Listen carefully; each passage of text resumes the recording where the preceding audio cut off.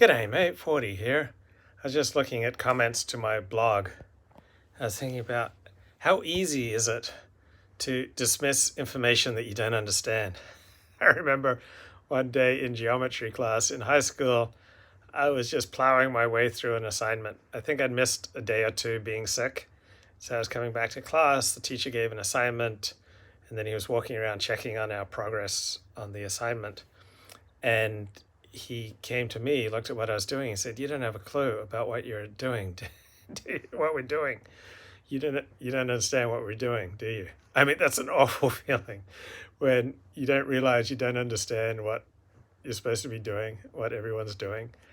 And I noticed this particularly with online exchanges, but also just as much in real life, that it's so easy to dismiss information you don't understand that you didn't take the time to process in the first place.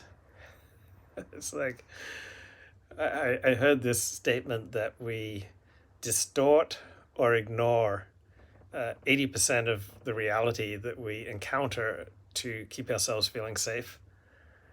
And I think there's something to that. Like, we want to feel safe, and so we develop these beliefs about how the world works.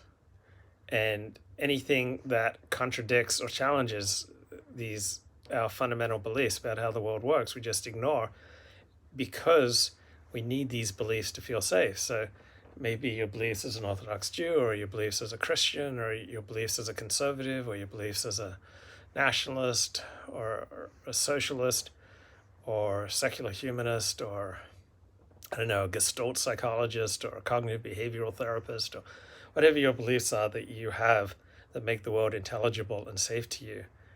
And then you encounter reality that challenges that, or information that challenges that, or perspectives that challenges that, then you just got to dismiss it. So a friend and I are reading Charles Darwin's Origin of Species. And my friend's a Christian, I'm an Orthodox Jew. And so when you're religious, it's very tempting to just dismiss any information that challenges your religious beliefs. And why not just live with the uncertainty? Like, there's so much information out there. Like, reality is so confusing. Why not just say, okay, I believe in God, and I believe in my religion, and then theory of evolution appears to challenge these fundamental beliefs of mine, and I don't need to be able to reconcile how two seemingly irreconcilable perspectives on reality can be true.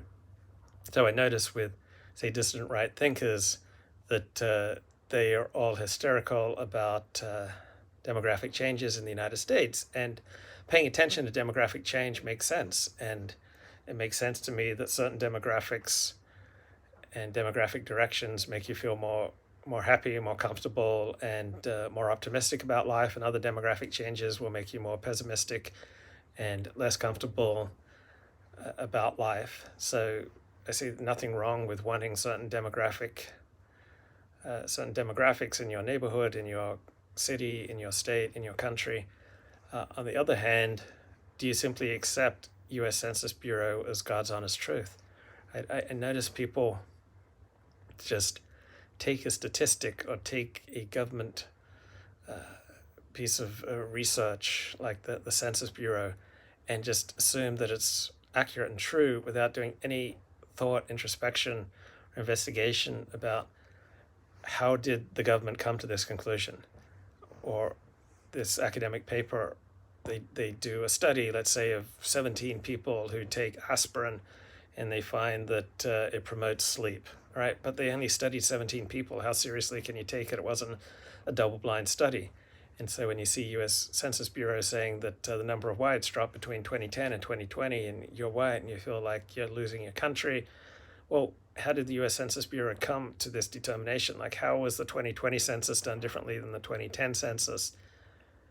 When you do that investigation, you realize you just can't take so many reports just on face value, that there's always more work to be done. If you want to get hysterical and you want to devote your life to turning around demographic issues, why don't you take the time to understand the issues that you want to devote your life to?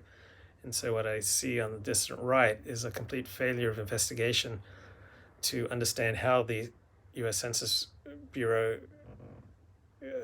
how the census is conducted and how it distorts reality. So, for example, I'm 1/16 Chinese. So if I put down on the US Census that I'm Caucasian and Asian, the US Census would count me solely as Asian, as a person of color, even though I'm 15/16 Caucasian.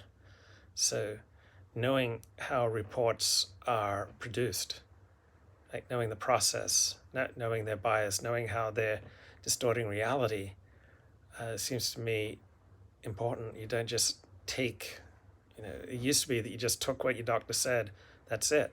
Now people are much more likely to get a second opinion and much more likely to do their own independent investigation. So dentists frequently recommend unnecessary and expensive procedures because they make money that way. Doctors frequently recommend unnecessary and expensive procedures because they make money that way. And it's not even that they're consciously biased. It's that when you've got a financial incentive, you're going to be very likely to be unconsciously biased.